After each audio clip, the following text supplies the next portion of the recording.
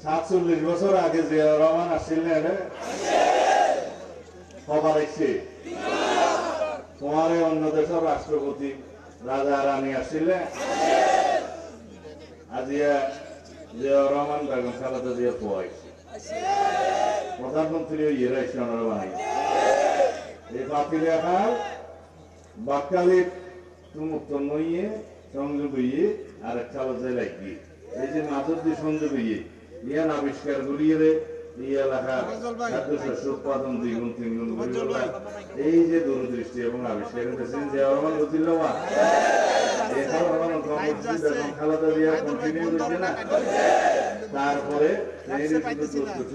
বাংলাদেশের মানুষ এবং কৃষকের চিন্তা করেছে মানুষ জনাব তারেক রহমান আবার অনশন দেখছে না সারা বাংলাদেশের 20,000 কিলোমিটার খাল কাটিব না খাদ্যশস্য উৎপাদন করে রপ্তানি হইব ইনশাআল্লাহ জিয়া রহমানের মতো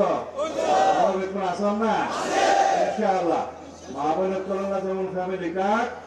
কৃষক কৃষক কার্ড তারপরে অন্যান্য কারো হতানোর স্বাস্থ্য কার্ড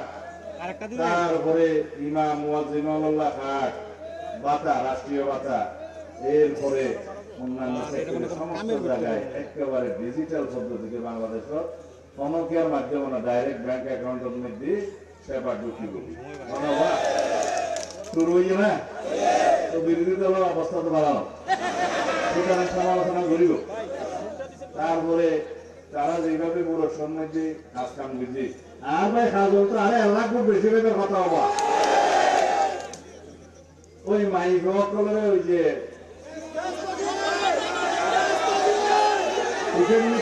বিভ্রান্ত দিলে এই যাতে আন্না করে আল্লাহ তুমি যাইয়া কথা হওয়া বলবে সমাজ সংগঠন করা বলিব ঘরে ঘরে যা করিব গণসংযোগ বাড়া করিব রাস্তার নদী তাহা করিব সরকারের দায়রে আর সুযোগ না হইব আমি একটু আঞ্চলিক ভাষায় কথা বললাম মানে প্রধানমন্ত্রী এই এলাকার মানুষের সাথে শুদ্ধ ভাষায় কথা বললে নিজেকে একটু পর পর মনে হয় বিভিন্ন আপনারা সবাই আমি এখানে বক্তৃতা দিতে আসি নাই বক্তৃতা দিবে আমাদের নেতা আমি শুধু আসলাম না না আপনি এই করতে পারবেন আপনি আমারটা দিয়ে ঠ্যাং দিয়ে ঢুকাই দেন না না না এই দিকে ঢুকাই দেন বছরের জন্য তাহলে কি আমি আরো ওইদিকে চাপাই দিতেছি বৃহত্তর মাস্টার প্ল্যান করে আমাদের নেতা বলেছেন আই হ্যাভ এ প্ল্যান ওনার একটা প্ল্যান আছে আমরা কি বলি উই হ্যাভ এ প্ল্যান